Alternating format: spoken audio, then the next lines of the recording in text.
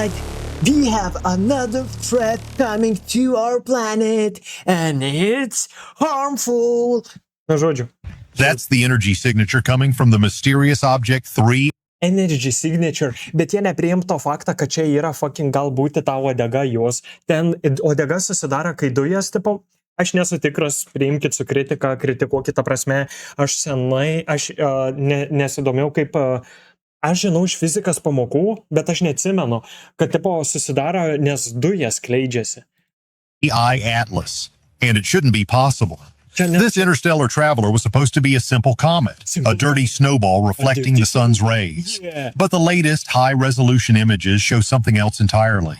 Instead of a classic tail, it has a strange glowing cocoon facing towards the sun. What? Its light profile is too steep, it's fading too abrupt. What? According to Harvard's Avi Loeb, we are not looking at nature.